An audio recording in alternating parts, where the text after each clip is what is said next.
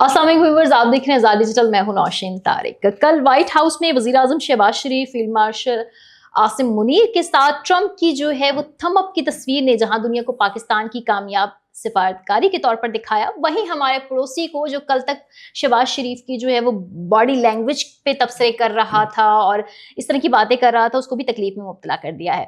मुलाकात के बाद एलामिया भी जारी हो गया है, उस पर भी बात करेंगे और कुछ और सियासी डेवलपमेंट्स भी हैं, उन पर भी बात करेंगे। और इस सब पर बात करने के लिए मेरे स्टूडियो में मौजूद हैं सीनियर सहाफ़ी और तज़कियाकार सना मिर्जा साहिबा। अस्सलाम वालेकुम। वालेकुम सलाम। क्या हाल चाल? मैं ठीक हूँ, आप खैरियत से हैं? मैं भी ठीक हूँ। अच्छा, कल तक हमारा पड़ोसी कह रहा था कि ना जैसे शहबाज शरीफ ने जबरदस्ती ट्रंप को काबू किया, पकड़ के बैठे हुए और इस तरह की वो तबसरे कर रहा था, लेकिन मेरे ख्याल से आज जो तस्वीर आई है व्हाइट हाउस से वो थम्स अप और बेहतरीन लोगों की जो तो उनका सब कुछ डाउन हो गया है।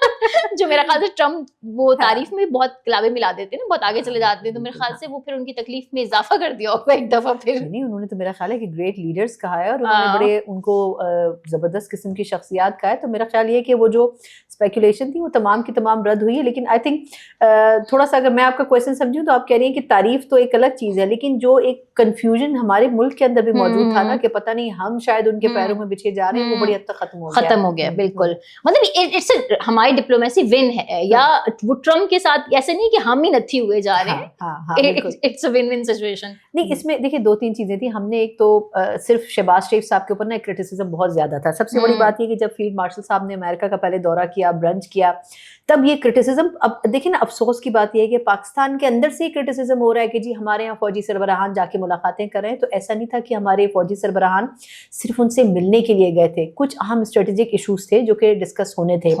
क्यों कल की जो मीटिंग हुई है उसके बाद किसी किस्म की कोई प्रेस रिलीज उस तरह नहीं आई? क्यों सहाफियों को ब्रीफिंग नहीं दी गई? वो तो अपने कमरे में बुला के सहाफियों के साथ बिल्कुल इस तरह आमने सामने बैठ के उनसे इंटरेक्ट करते हैं, लेकिन इसलिए नहीं किया गया क्योंकि वहां पर जो डिस्कशन हुआ है वो इंपॉर्टेंट तरीन और सिक्योरिटी इशूज पर था।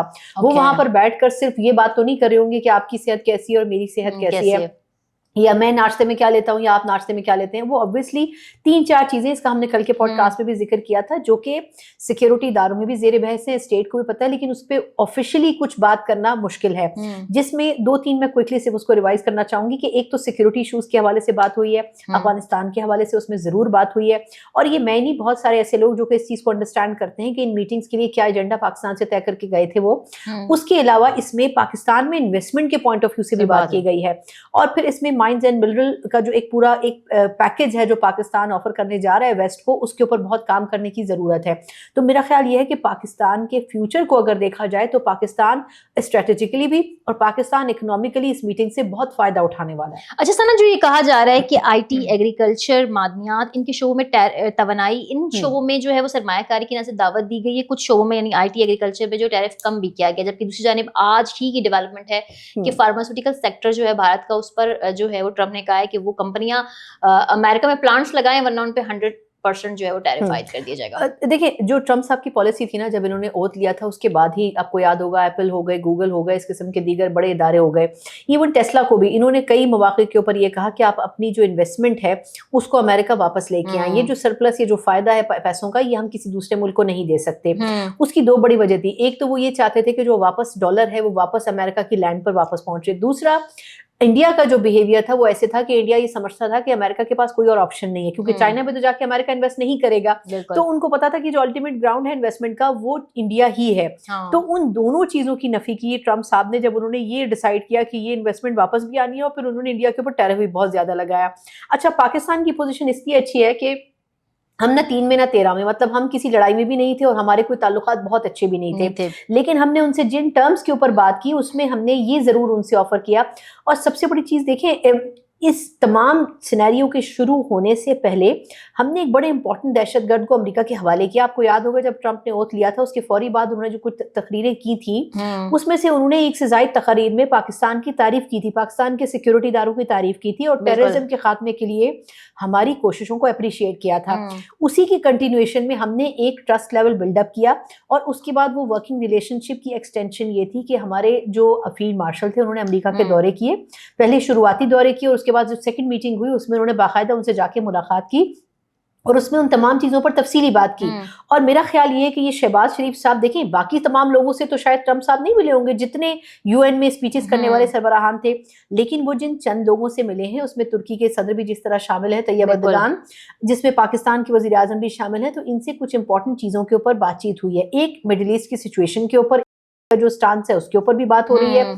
फिर ये कि पाकिस्तान ने उनसे अपने इंटरनल बेनिफिट्स के ऊपर भी बात की है, इन्वेस्टमेंट पे भी बात की है।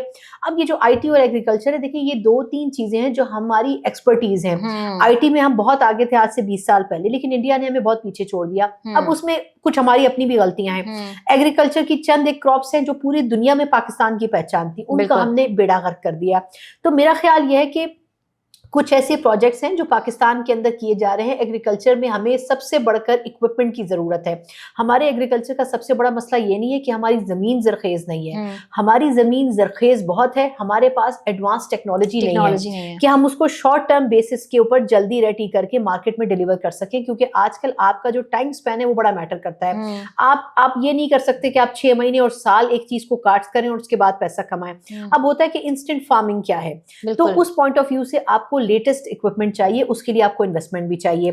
दूसरी चीज है आईटी के शोबे में, जिस तरह मैंने कहा कि इसमें बड़ा जरूरी है कि पाकिस्तान इस शोबे को रिवैम्प करे, हम टेक्नोलॉजी में आगे जाएं।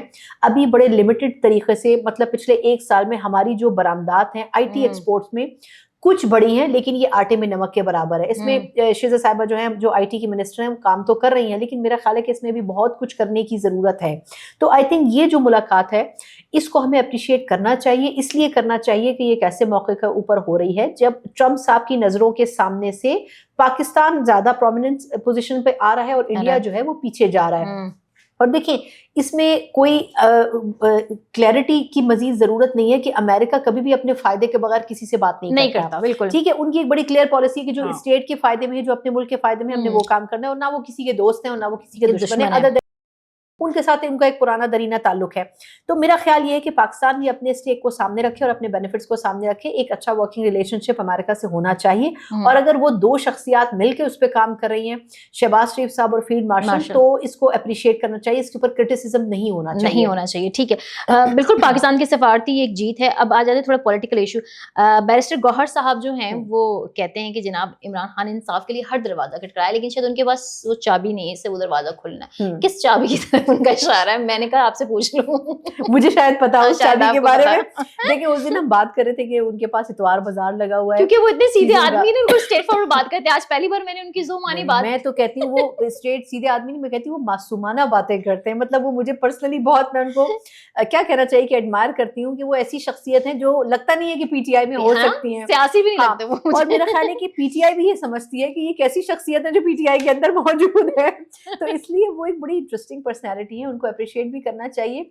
लेकिन कुछ बातें वो आहिस्ता से सही लेकिन कह देते हैं, मतलब go with the flow, Aahista Aahista वो बात वो कर जाते हैं। अच्छा सर, अफगानिस्तान के हवाले से जो हमारी लेटेस्ट पॉलिसी है, जो ऑनगोइंग सिचुएशन है, उस पर डिफरेंट राय हैं एक पॉलिटिकल पर्सनालिटीज की। ख्वाजा आसिफ साहब, उनका बयान काफी सख्त था पिछले दिनों, जिसको बहुत कुछ लोगों ने क्रिटिसाइज भी किया, कुछ लोग उसके हामी भी दिखाई दिए। दोनों लोग ही अपनी अपनी जगह पर दलील के साथ ठीक थे कि अफगानिस्तान कोई हमारा भाई भाई नहीं है।